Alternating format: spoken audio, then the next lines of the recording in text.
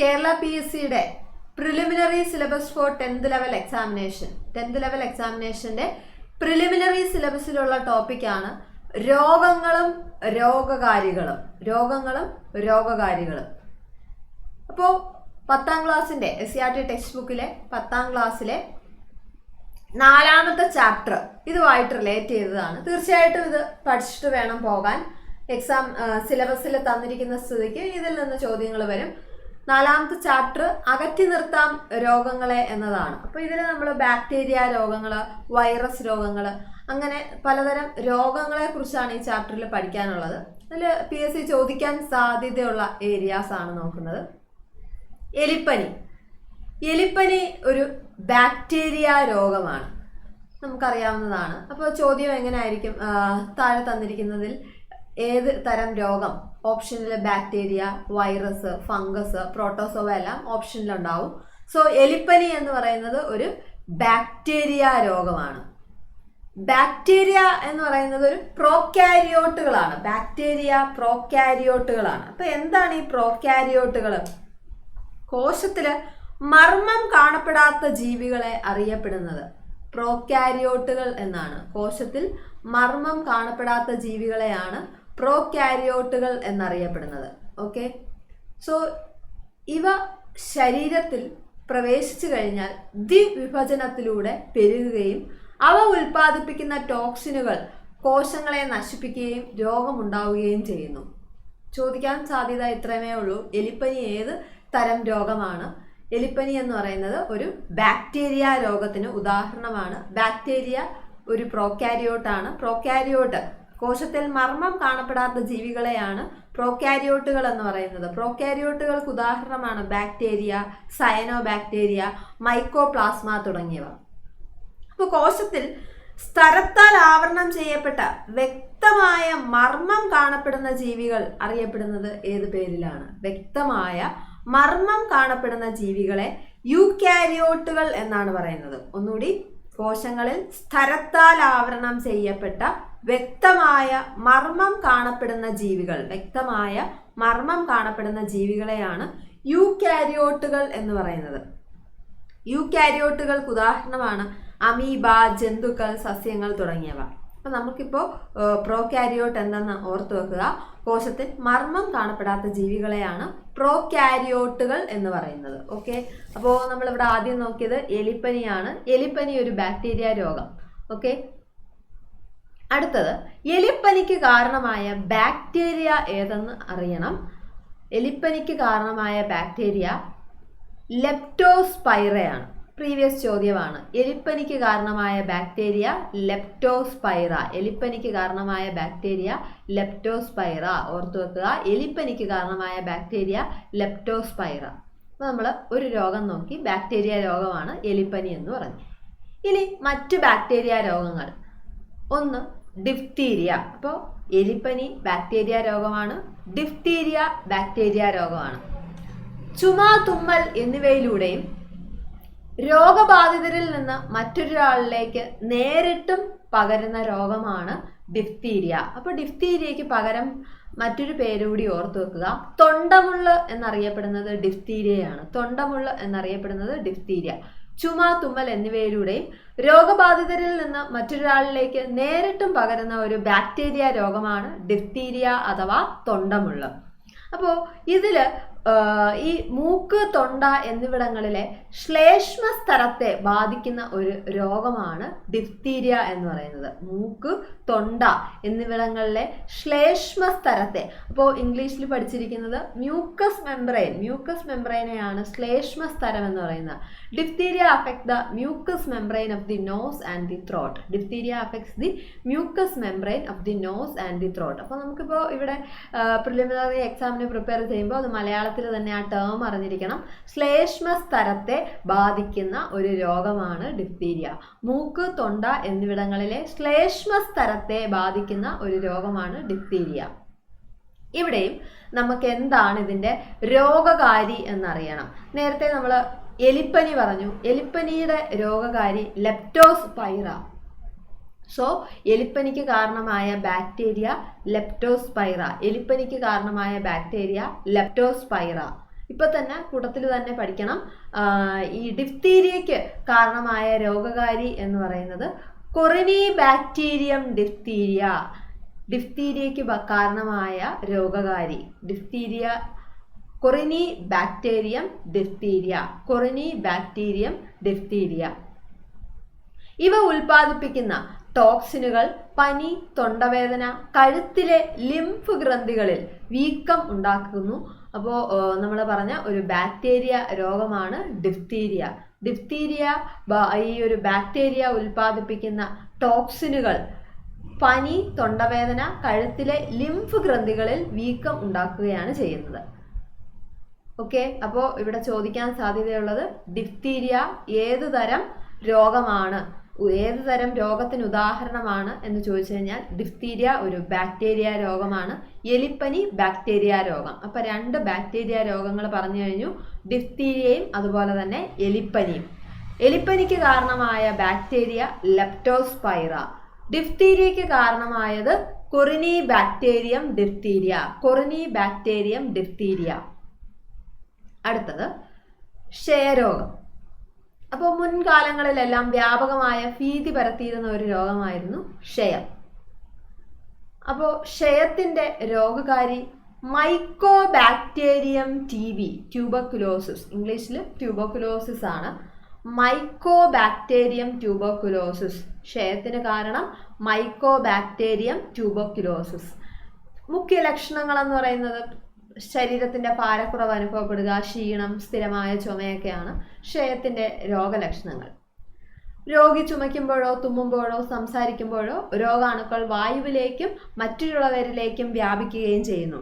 അപ്പോൾ വായുവിലൂടെ പകരുന്നതാണ് ക്ഷയരോഗം. അപ്പോൾ ചോദിക്കാം, വായുവിലൂടെ പകരുന്ന, താഴെ തന്നിരിക്കുന്നവയിൽ വായുവിലൂടെ പകരുന്ന രോഗം ഏതാണ്? ക്ഷയരോഗം തന്നിട്ടുണ്ടെങ്കിൽ ക്ഷയരോഗം ഏതിനുദാഹരണമാണ്? വായുവിലൂടെ പകരുന്ന രോഗത്തിന് ഉദാഹരണമാണ്. ആന്ത്രാക്സ്, പെർട്ടൂസസ്, വസൂരി, സാർസ് രോഗം തുടങ്ങിയവയെല്ലാം വായുവിലൂടെ പകരുന്ന. ഡിഫ്തീരിയ വായുവിലൂടെ പകരുന്ന രോഗമാണ്. നമ്മൾ തൊട്ടു മുന്നേ പറഞ്ഞ ഡിഫ്തീരിയ വായുവിലൂടെ പകരുന്ന രോഗമാണ്. അപ്പോൾ വായുവിലൂടെ പകരുന്ന 2 രോഗങ്ങൾ, ഒന്ന് ക്ഷയരോഗം വായുവിലൂടെ പകരുന്നതാണ്, ഡിഫ്തീരിയ വായുവിലൂടെ പകരുന്ന രോഗമാണ്. ഡിഫ്തീരിയ വായുവിലൂടെ പകരുന്ന ഒരു രോഗമാണ്. എലിപ്പനി ജലത്തിലൂടെ പകരുന്ന രോഗത്തിന് ഉദാഹരണമാണ്. അപ്പോൾ നമ്മൾ 3 രോഗങ്ങൾ പഠിച്ചതിൽ എലിപ്പനി ജലത്തിലൂടെ പകരുന്നു, ഡിഫ്തീരിയ വായുവിലൂടെ പകരുന്ന രോഗത്തിന് ഉദാഹരണമാണ്, ക്ഷയരോഗം വായുവിലൂടെ പകരുന്ന രോഗം. സോ രോഗപകർച്ച എങ്ങനെയാണ്? രോഗി ചുമയ്ക്കുമ്പോഴോ തുമ്മുമ്പോഴോ സംസാരിക്കുമ്പോഴോ രോഗാണുക്കൾ വായുവിലേക്കും മറ്റുള്ളവരിലേക്കും വ്യാപിക്കും.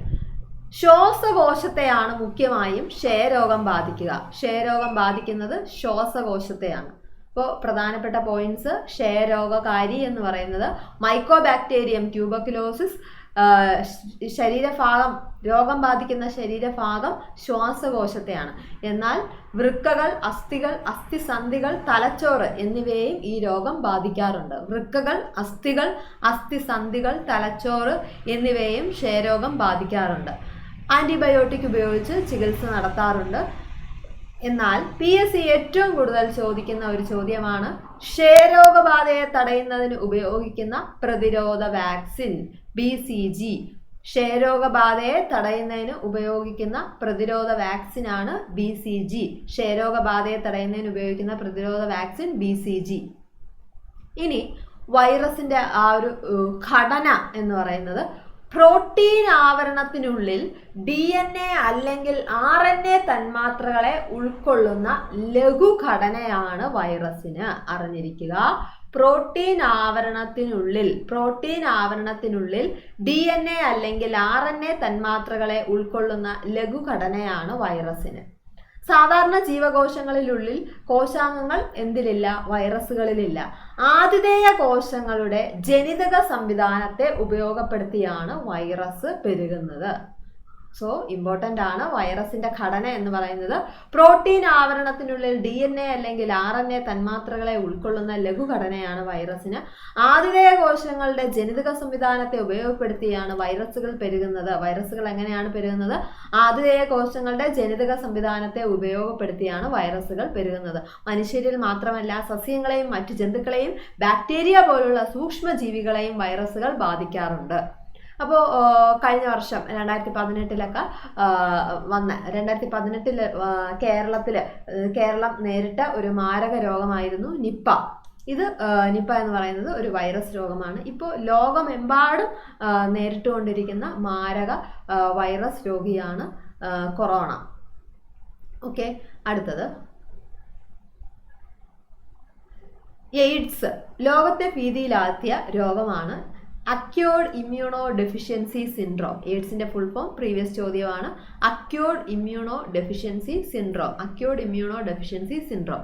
അപ്പോൾ ശരീരത്തിന്റെ രോഗപ്രതിരോധ ശേഷി നൽകുന്ന ലിംഫോസൈറ്റുകളുടെ ജനിതക സംവിധാനം ഉപയോഗിച്ച് എയ്ഡ്സിന് കാരണമായ വൈറസ് പെരുകുന്നു. അപ്പോൾ വൈറസ് ഇവിടെ എങ്ങനെയാണ് പെരുകുന്നത്? ലിംഫോസൈറ്റുകളുടെ ജനിതക സംവിധാനം ഉപയോഗിച്ചാണ് എയ്ഡ്സിന് കാരണമായ വൈറസ്, അതായത് human immunodeficiency virus, HIV virus, human immunodeficiency virus പെരുകുന്നത്. അപ്പോൾ ലിംഫോസൈറ്റുകളുടെ എണ്ണം ഗണ്യമായി കുറയുകയും ശരീരത്തിന്റെ രോഗപ്രതിരോധ ശേഷി തകരാറിലാകുകയും ചെയ്യുന്നു. ഈ സന്ദർഭത്തിൽ ശരീരത്തെ ബാധിക്കുന്ന വിവിധ രോഗാണുക്കളാണ് എയ്ഡ്സ് എന്ന അവസ്ഥയെ മാരകമാക്കുന്നത്. അപ്പോൾ എയ്ഡ്സ്, രണ്ട് കാര്യങ്ങൾ ഓർത്ത് വെക്കുക. വൈറസ് ഡിസീസ് ആണ് എയ്ഡ്സ് എന്ന് പറയുന്നത്. ഏത് രോഗത്തിന് ഉദാഹരണമാണ്? എയ്ഡ്സ് വൈറസ് ഡിസീസിന് ഉദാഹരണമാണ് എയ്ഡ്സ്. ഓക്കെ, എയ്ഡ്സിന്റെ full form acquired immunodeficiency syndrome. ഇതിന് കാരണമായ വൈറസ് ചോദിക്കാറുണ്ട്. HIV human immunodeficiency virus. Human immunodeficiency virus affect ചെയ്യുന്നത് ശരീരത്തിന്റെ രോഗപ്രതിരോധ ശേഷിയാണ് എന്നുകൂടി ഓർക്കുക. അടുത്തത് ഹെപ്പറ്റൈറ്റിസ്, ഒരു കരൾ രോഗമാണ്. ഇതും വൈറസ് മൂലവും ഹെപ്പറ്റൈറ്റിസ് രോഗമുണ്ടാകുന്നു. കരളിലുണ്ടാകുന്ന വീക്കമാണ് ഇതിൻ്റെ പ്രധാന ലക്ഷണം. അപ്പോൾ ഹെപ്പറ്റൈറ്റിസിൻ്റെ പ്രധാന ലക്ഷണം, ഒരു വൈറസ് രോഗത്തിന് ഉദാഹരണമാണ് ഹെപ്പറ്റൈറ്റിസ് വൈറസ് രോഗമാണ്. അപ്പോൾ കരളിലുണ്ടാകുന്ന വീക്കമാണ് ഇതിൻ്റെ പ്രധാന ലക്ഷണം. അപ്പോൾ കരൾ ഉൽപ്പാദിപ്പിക്കുന്നതാണ് പിത്തരസം. അപ്പോൾ ഈ കരൾ ഉൽപ്പാദിപ്പിക്കുന്ന പിത്തരസത്തിന്റെ പ്രവാഹം ഈ രോഗം വരുന്നത് വഴി തടയുകയും പിത്തരസത്തിലെ ബിലിറൂബിൻ എന്ന വർണ്ണവസ്തുവിന്റെ അളവ് രക്തത്തിൽ കൂടുകയും ചെയ്യുമ്പോൾ ഇത് ശ്ലേഷ്മസ്തരത്തിലും കണ്ണിന്റെ വെള്ളയിലും നഖത്തിലും അതുപോലെ നൽകുന്ന ഒരു കടും മഞ്ഞ നിറം, ഇതുപോലെ കാണപ്പെടുന്ന ഒരു കണ്ണിന്റെ വെള്ളയിലൊക്കെ കാണപ്പെടുന്ന ഒരു മഞ്ഞ നിറം, അതാണ് രോഗത്തിന്റെ ലക്ഷണം. ബാഹ്യമായ ലക്ഷണം എന്ന് പറയുന്നത് കണ്ണിന്റെ വെള്ളയില്, നഖത്തില്, അതുപോലെ തന്നെ ഈ രക്തത്തിന്റെ അളവ് കൂടുന്നു. ബിലിറൂബിൻ എന്ന വർണ്ണവസ്തുവിന്റെ അളവ് കൂടുമ്പോൾ, ബിലിറൂബിന്റെ അളവ് രക്തത്തിൽ കൂടുമ്പോഴാണ് ഈ ശ്ലേഷ്മസ്തരത്തില് അതുപോലെ കണ്ണിന്റെ വെള്ളയില്, നഖത്തിലൊക്കെ ഈ ഒരു മഞ്ഞ നിറം കാണപ്പെടുന്നത്. മലിനമായ ആഹാരം, ജലം, രോഗിയുടെ രക്തഘടകങ്ങൾ, വിസർജ്യ വസ്തുക്കൾ എന്നിവയിലൂടെ രോഗം വ്യാപിക്കുന്നു. രോഗം വ്യാപിക്കുന്നത് മലിനമായ ആഹാരം, ജലം, രോഗിയുടെ രക്തഘടകങ്ങൾ. അപ്പോൾ ഹെപ്പറ്റൈറ്റിസ് ഒരു ജലത്തിലൂടെ പകരുന്ന രോഗത്തിന് ഉദാഹരണമാണ് ഹെപ്പറ്റൈറ്റിസ്. അപ്പോൾ നേരത്തെ നമ്മൾ പറഞ്ഞതായിരുന്നു എലിപ്പനി, ജലത്തിലൂടെ പകരുന്ന ഒരു രോഗത്തിന് ഉദാഹരണമാണ് എലിപ്പനി. നേരത്തെ പറഞ്ഞതാണ് എലിപ്പനി ജലത്തിലൂടെ പകരുന്ന രോഗത്തിന് ഉദാഹരണമാണ്. ജലത്തിലൂടെ പകരുന്ന മറ്റൊരു രോഗത്തിന്റെ ഉദാഹരണമാണ് ഹെപ്പറ്റൈറ്റിസ്. മലിനമായ ആഹാരം, ജലം, രോഗിയുടെ രക്തഘടകങ്ങൾ, വിസർജ്യ വസ്തുക്കൾ എന്നിവയിലൂടെ ഹെപ്പറ്റൈറ്റിസ് രോഗം വ്യാപിക്കുന്നു. കേരളത്തിൽ വ്യാപകമായ ഡെങ്കിപ്പനി, ചിക്കൻ ഗുനിയ ഇവയെല്ലാം വൈറസ് രോഗങ്ങളാണ്. ഇവ പകരുന്നത് കൊതുകുകൾ വഴി. കേരളത്തിൽ വ്യാപകമായ വൈറസ് രോഗങ്ങൾക്ക് ഉദാഹരണമാണ് ഡെങ്കിപ്പനി, ചിക്കൻ ഗുനിയ തുടങ്ങിയവ. അപ്പോൾ നമ്മൾ കുറച്ച് വൈറസ് രോഗങ്ങളാണ് ഇപ്പോൾ പറഞ്ഞത്. എലിപ്പനി ബാക്ടീരിയ രോഗമാണ്. എലിപ്പനി ജലത്തിലൂടെ പകരുന്ന ഒരു രോഗമാണ്. ഹെപ്പറ്റൈറ്റിസ് എന്ന് പറയുന്നത് വൈറസ് രോഗമാണ്, ജലത്തിലൂടെ പകരുന്ന വൈറസ് രോഗമാണ് ഹെപ്പറ്റൈറ്റിസ്. ഹെപ്പറ്റൈറ്റിസിന് ഒരു കരൾ രോഗം എന്ന് പറയുന്നതാണ് ഹെപ്പറ്റൈറ്റിസ്. ഒരു കരൾ രോഗമാണ് ഹെപ്പറ്റൈറ്റിസ്. വൈറസ് മൂലവും ഈ രോഗം ഉണ്ടാകുന്നു. കരളിനുണ്ടാകുന്ന വീക്കമാണ് ഇതിന്റെ പ്രധാന ലക്ഷണം. അടുത്തത് നമ്മൾ നോക്കാൻ പോകുന്നത് ഫംഗസ് രോഗങ്ങളെ കുറിച്ചാണ്. പൂപ്പലുകൾ ഉൾപ്പെടുന്ന വിഭാഗമാണ് ഫംഗസുകൾ. ചില ഫംഗസുകൾ രോഗകാരികളായി പ്രവർത്തിക്കുന്നു. ഇവ ഉൽപ്പാദിപ്പിക്കുന്ന ടോക്സിനുകളാണ് രോഗത്തിന് കാരണം. അപ്പോൾ ഫംഗസുകൾ രോഗകാരികളായി പ്രവർത്തിക്കുകയും അവ ഉൽപ്പാദിപ്പിക്കുന്ന ടോക്സിനുകൾ രോഗത്തിന് കാരണമാവുകയും ചെയ്യുന്നു. ചിലയിനം ഫംഗസുകൾ ത്വക്കിലുണ്ടാക്കുന്ന രോഗത്തിന് ഉദാഹരണമാണ് വട്ടച്ചൊറി അഥവാ റിംഗ് വേം. ഇത് വട്ടത്തിലുള്ള ചുവന്ന തിണർപ്പുകൾ രോഗം പ്രത്യക്ഷമാവുന്നത്. അങ്ങനെയാണ് റിംഗ് വോം കാണപ്പെടുന്നത്. വട്ടത്തിലുള്ള ചെറിയ തിണർപ്പുകളായിട്ട്, വട്ടത്തിലുള്ള ചുവന്ന തിണർപ്പുകൾ, വട്ടച്ചൊറി അഥവാ റിംഗ് വോം എന്ന് പറയുന്നത് ഏത് രോഗത്തിന് ഉദാഹരണമാണ്? ഫംഗസുകൾ. ഇത് പകരുന്നത് സ്പർശനത്തിലൂടെയും സമ്പർക്കത്തിലൂടെയുമാണ്. മറ്റൊരു ഫംഗസ് രോഗമാണ് അത്ലറ്റ് ഫൂട്ട്. അപ്പോൾ 2 എണ്ണമാണ് പ്രധാനമായിട്ടും PSC ചോദിക്കുന്ന ഫംഗസ് രോഗങ്ങൾ. ഏതെല്ലാമാണ്? വട്ടച്ചൊറിയും അതുപോലെ തന്നെ അത്ലറ്റ് ഫൂട്ടും. അത്ലറ്റ് ഫൂട്ട് കാൽ വിരലുകൾക്കിടയിലും പാദങ്ങളിലും ഫംഗസ് ഉണ്ടാക്കുന്ന രോഗമാണ് അത്ലറ്റ് ഫൂട്ട്. ചൊറിച്ചിലുണ്ടാക്കുന്ന ചുവന്ന ശൽക്കങ്ങൾ പ്രത്യക്ഷപ്പെടുന്നതാണ് ഈ അത്ലറ്റ് ഫൂട്ടിന്റെ മുഖ്യ രോഗലക്ഷണം. മലിനജലവും മണ്ണുമായുള്ള സമ്പർക്കം വഴി കാൽ വിരലുകൾക്കിടയിലൂടെയാണ് രോഗാണുക്കൾ പ്രവേശിക്കുന്നത്. അടുത്തത് മലമ്പനി രോഗകാരി എന്ന് പറയുന്നത് പ്ലാസ്മോഡിയമാണ്. മലമ്പനിയുടെ രോഗകാരി പ്ലാസ്മോഡിയം. മലമ്പനിയുടെ വാഹകർ അനോഫിലസ് പെൺകൊതുകുകളാണ്. പ്രീവിയസ് ചോദ്യമാണ്. മലമ്പനിയുടെ വാഹകർ അനോഫിലസ് പെൺകൊതുകുകൾ. അത് അങ്ങനെ തന്നെ പഠിക്കണം, അനോഫിലസ് പെൺകൊതുകുകൾ. സോ മലമ്പനി രോഗബാധയ്ക്ക് കാരണം പ്ലാസ്മോഡിയമാണ്. വിറയലോടുകൂടിയ പനി, അമിത വിയർപ്പ് എന്നിവയാണ് മലമ്പനിയുടെ മുഖ്യ ലക്ഷണങ്ങൾ.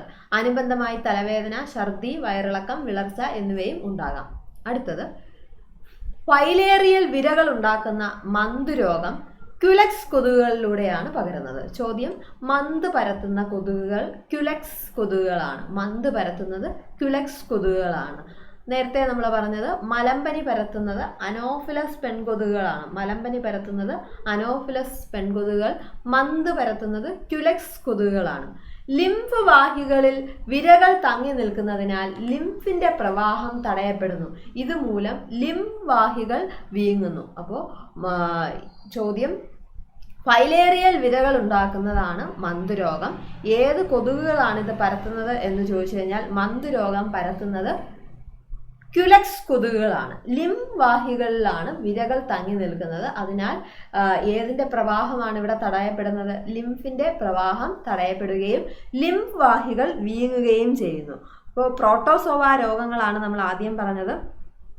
മലമ്പനിക്ക് കാരണമായ പ്രോട്ടോസോവ പ്ലാസ്മോഡിയമാണ്. മലമ്പനി ബാധിക്കുന്നത് പ്ലീഹയാണ്. മലമ്പനി ബാധിക്കുന്നത് സ്പ്ലീനിനെയാണെന്ന് ഓർക്കുക. മലമ്പനിക്ക് കാരണമായ പ്രോട്ടോസോവ പ്ലാസ്മോഡിയം പ്രോട്ടോസോവയാണ്. മലമ്പനി പകർത്തുന്നത് അനോഫിലസ് പെൺകൊതുകുകളാണ്. അപ്പോൾ അവിടെ മറ്റൊരു കാര്യം ഓർക്കുക, ലോക മലേറിയ ദിനമായി ആചരിക്കുന്നത് ഏപ്രിൽ 25 ലോക മലേറിയ ദിനമായി ആചരിക്കുന്നത് ഏപ്രിൽ 25. ലോക മലേറിയ ദിനമായി ആചരിക്കുന്നത് ചോദിച്ചു കഴിഞ്ഞാൽ ഏപ്രിൽ 25.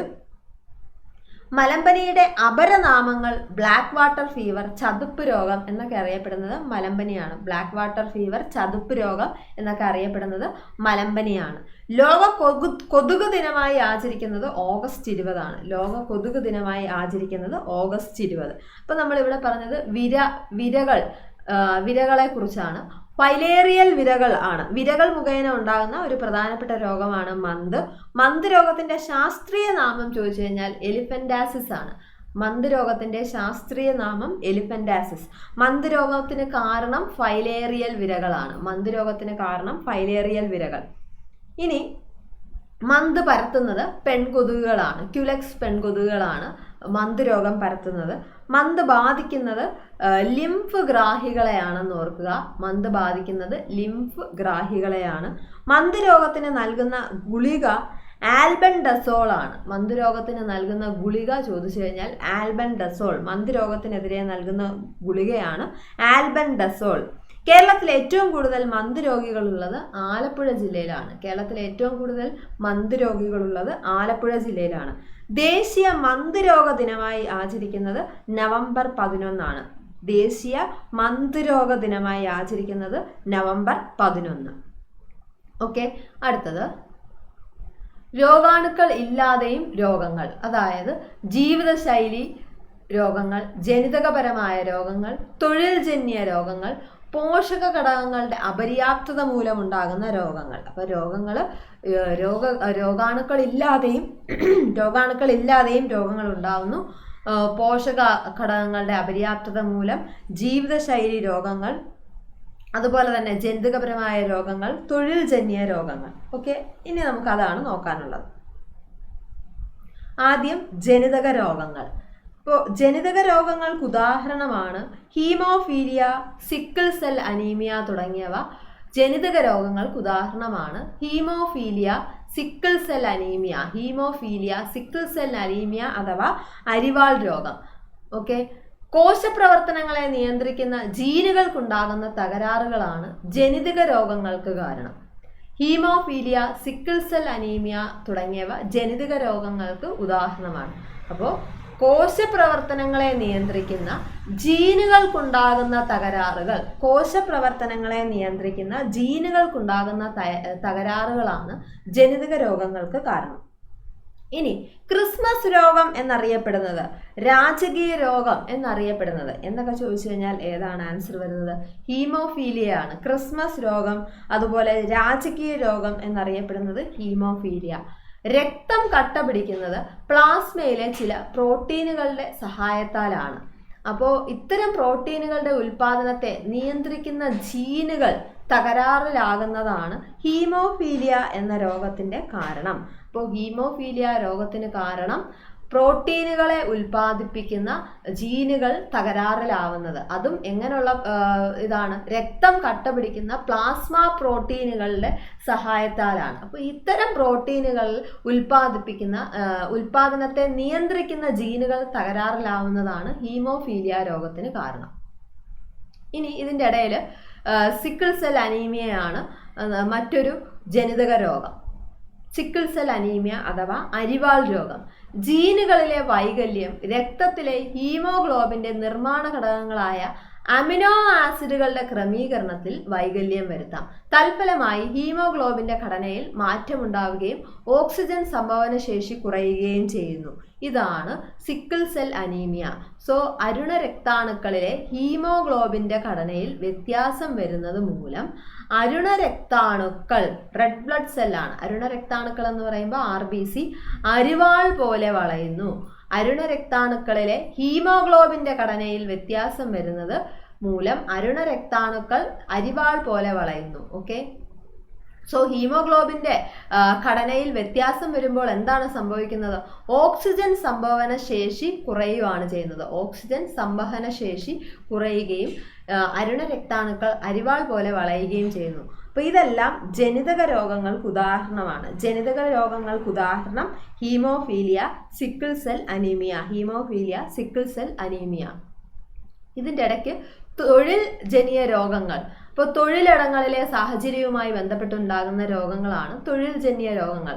ഇതിനുദാഹരണമാണ് ന്യൂമോകോണിയാസിസ്, അതുപോലെ silicosis, asbestosis. Pneumoconiosis, silicosis, asbestosis ഉദാഹരണങ്ങൾ അറിഞ്ഞിരിക്കുക. കൽക്കരി ഖനികളിലെ തൊഴിലുകൾ ചെയ്യുന്നവർക്കുണ്ടാകുന്നതാണ് ന്യൂമോകോണിയോസിസ്. അതുപോലെ തന്നെ സ്വർണം, ടിന്ന്, മൈക്ക ഖനികളിൽ മൺപാത്ര നിർമ്മാണം, ഇവർക്കൊക്കെ ഉണ്ടാകുന്ന രോഗമാണ് സിലിക്കോസിസ്. ആസ്ബസ്റ്റോസ് ഫാക്ടറികളിൽ ഉള്ള തൊഴിലാളികൾക്കുണ്ടാകുന്ന രോഗമാണ് ആസ്ബസ്റ്റോസിസ്. അപ്പം നമ്മൾ ഇത്രയും അറിഞ്ഞിരിക്കുക. തൊഴിലിടങ്ങളിലെ സാഹചര്യവുമായി ബന്ധപ്പെട്ടുണ്ടാകുന്ന രോഗങ്ങളാണ് തൊഴിൽ ജന്യ രോഗങ്ങൾ. അപ്പോൾ തൊഴിൽ ജന്യ രോഗങ്ങൾക്ക് ഉദാഹരണമായിരിക്കും ചോദിക്കുന്നത്. തൊഴിൽ ജന്യ രോഗങ്ങളുടെ ഉദാഹരണം ഏതെല്ലാമാണ്?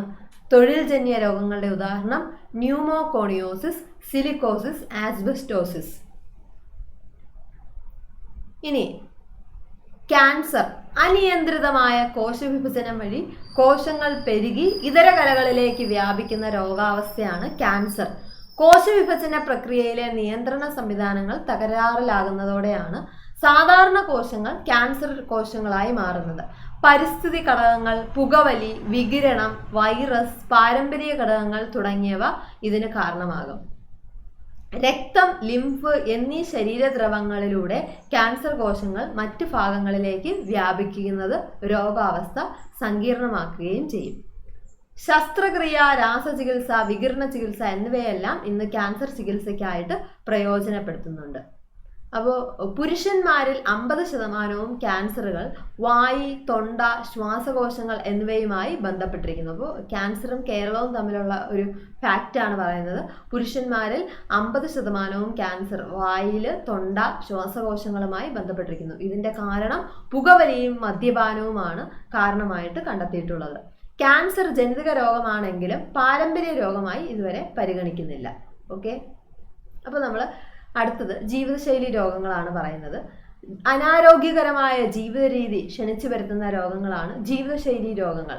മെയിനായിട്ടുള്ള കാരണം ഭക്ഷണശീലത്തിൽ വന്ന മാറ്റങ്ങൾ, വ്യായാമ ഇല്ലായ്മ, മാനസിക സംഘർഷം, മദ്യപാനം, പുകവലി, മയക്കുമരുന്ന് ഉപയോഗം ഇവയെല്ലാം ഈ രോഗങ്ങൾ കാരണമാകുന്നു. സോ ജീവിതശൈലി രോഗങ്ങളിൽ വരുന്നതാണ് പ്രമേഹം, ഫാറ്റി ലിവർ, പക്ഷാഘാതം, അമിത രക്തസമ്മർദ്ദം, ഹൃദയാഘാതം. അപ്പോൾ ഓർക്കുക, ജീവിതശൈലി രോഗങ്ങൾക്ക് ഉദാഹരണങ്ങൾ പ്രമേഹം, ഫാറ്റി ലിവർ, പക്ഷാഘാതം, അമിത രക്തസമ്മർദ്ദം, ഹൃദയാഘാതം. പ്രമേഹം ഇൻസുലിന്റെ കുറവോ പ്രവർത്തന വൈകല്യമോ കാരണമാണ് പ്രമേഹം ഉണ്ടാവുന്നത്. ഫാറ്റി ലിവർ കരളിൽ കൊഴുപ്പ് അടിഞ്ഞുകൂടുവാൻ ഇടയാകുന്നത് ഫാറ്റി ലിവർ. പക്ഷാഘാതം മസ്തിഷ്കത്തിലെ രക്തക്കുഴലുകൾ പൊട്ടുന്നത്, രക്തപ്രവാഹം തടസ്സപ്പെടുന്നത്. പക്ഷാഘാതം കാരണം മസ്തിഷ്കത്തിലെ രക്തക്കുഴലുകൾ പൊട്ടുന്നത്, രക്തപ്രവാഹം തടസ്സപ്പെടുന്നത്. അമിത രക്തസമ്മർദ്ദം കൊഴുപ്പടിഞ്ഞ് രക്തധമനികളിലെ വ്യാസം കുറയുന്നതാണ് അമിത രക്തസമ്മർദ്ദം. ഹൃദയാഘാതം ഹൃദയത്തിലേക്ക് രക്തമെത്തിക്കുന്ന കൊറോണറി ധമനികളിൽ കൊഴുപ്പടിഞ്ഞ് രക്തപ്രവാഹം തടസ്സപ്പെടുന്നത്. അപ്പോൾ ഇത്രയും ജീവിതശൈലി രോഗങ്ങളാണെന്നുള്ളത് ഓർത്തു വെക്കുക. പുകവലി മൂലം ഉണ്ടാകുന്ന ചില ആരോഗ്യ പ്രശ്നങ്ങളാണ് പക്ഷാഘാതം, അതുപോലെ തന്നെ ശ്വാസകോശ ക്യാൻസർ, ഉയർന്ന രക്തസമ്മർദ്ദം. ഇതെല്ലാം പുകവലി മൂലം ഉണ്ടാകുന്നതാണ്. പക്ഷാഘാതം, ശ്വാസകോശ ക്യാൻസർ, ഉയർന്ന രക്തസമ്മർദ്ദം. അപ്പോൾ ഉയർന്ന രക്തസമ്മർദ്ദം ധമനികളുടെ ഇലാസ്തികത നഷ്ടപ്പെടുക, അതുപോലെ തന്നെ പ്രവർത്തനക്ഷമത കുറയുകയും ചെയ്യും. ശ്വാസകോശ ക്യാൻസർ, ബ്രോങ്കൈറ്റിസ്, എംഫീസിമ എന്നെല്ലാം പറയുന്നത് ശ്വാസകോശ ക്യാൻസർ വരുന്നത്. ഇതെല്ലാം പുകവലി മൂലം ഉണ്ടാകുന്ന ആരോഗ്യ പ്രശ്നങ്ങളാണ്. ബ്രോങ്കൈറ്റിസ്, എംഫീസിമ. പക്ഷാഘാതം നിക്കോട്ടിനോടുള്ള വിധേയത്വം, ഇതെല്ലാം പുകവലി മൂലം ഉണ്ടാകുന്ന ചില ആരോഗ്യ പ്രശ്നങ്ങളാണ്. ഇനി ജന്തുരോഗങ്ങൾ, ജന്തുക്കൾക്കുണ്ടാകുന്ന രോഗങ്ങൾ, ബാക്ടീരിയ മൂലമുണ്ടാകുന്ന രോഗമാണ് ആന്ത്രാക്സ്, അകിട് വീക്കം. ജന്തുക്കൾക്ക് ബാക്ടീരിയ മൂലമുണ്ടാകുന്ന രോഗങ്ങൾക്ക് ഉദാഹരണമാണ് ആന്ത്രാക്സ്, അകിട് വീക്കം. ബാക്ടീരിയ മൂലം ആന്ത്രാക്സ്, അകിട് വീക്കം. വൈറസ് രോഗമാണ് കുളമ്പ് രോഗം. ജന്തുക്കൾക്കുണ്ടാകുന്ന ഒരു തരം വൈറസ് രോഗമാണ് കുളമ്പ് രോഗം. ഇനി സസ്യരോഗങ്ങൾ, ബാക്ടീരിയ മൂലം ഉണ്ടാകുന്നത് നെൽച്ചെടിയിലെ ബ്ലൈറ്റ് രോഗം, വഴുതനയിലെ വാട്ടരോഗം. അപ്പൊ ചോദിക്കാം, പ്രീവിയസ് ചോദ്യമാണ്, ബ്ലൈറ്റ് രോഗം രോഗകാരി ഏതാണ്? ബാക്ടീരിയ, വൈറസ്, ഫംഗസ് തുടങ്ങിയവയെല്ലാം ഓപ്ഷനിലുണ്ട്. സോ ബ്ലൈറ്റ് രോഗം ബാക്ടീരിയ രോഗമാണ്. പയറ്, മരിച്ചീനി എന്നിവയിലെ മൊസൈക്ക് രോഗം, വാഴയിലെ കുറുനാമ്പ് രോഗം തുടങ്ങിയവ വൈറസ് ആണ്. കുരുമുളകിന്റെ ദ്രുതവാട്ടം, തെങ്ങിന്റെ കൂമ്പ് ചീയൽ ഫംഗസ് രോഗത്തിന് ഉദാഹരണമാണ്. കുരുമുളകിന്റെ ദ്രുതവാട്ടം, തെങ്ങിന്റെ കൂമ്പ് ചീയൽ. അപ്പൊ സസ്യരോഗങ്ങളും ബാക്ടീരിയ, വൈറസ്, ഫംഗസ് എന്നിങ്ങനെ തരംതിരിച്ച് പഠിക്കേണ്ടതുണ്ട്. നെൽച്ചെടിയിലെ ബ്ലൈറ്റ് രോഗം, വഴുതനയിലെ വാട്ടരോഗം ബാക്ടീരിയ രോഗമാണ്. പയറ്, മരിച്ചീനി എന്നിവയിലെ മൊസൈക്ക് രോഗം, വാഴയിലെ കുറുനാമ്പ് രോഗം വൈറസ് ആണ്. കുരുമുളകിന്റെ ദ്രുതവാട്ടം, തെങ്ങിന്റെ കൂമ്പ് ചീയൽ ഫംഗസ് ആണ്. അപ്പോൾ നമ്മളിന്ന് ചാപ്റ്റർ 4, 10ാം ക്ലാസ്സിന്റെ ചാപ്റ്റർ 4ലുള്ള രോഗങ്ങൾ, രോഗകാരികൾ എന്ന് ഉള്ള ഒരു ടോപ്പിക്കാണ് കവർ ചെയ്തത്. ചാനൽ ഇതുവരെ സബ്സ്ക്രൈബ് ചെയ്യാത്തവര് ചാനൽ സബ്സ്ക്രൈബ് ചെയ്യുക, ഫ്രണ്ട്സിനും കൂടി ഷെയർ ചെയ്ത് കൊടുക്കുക. താങ്ക്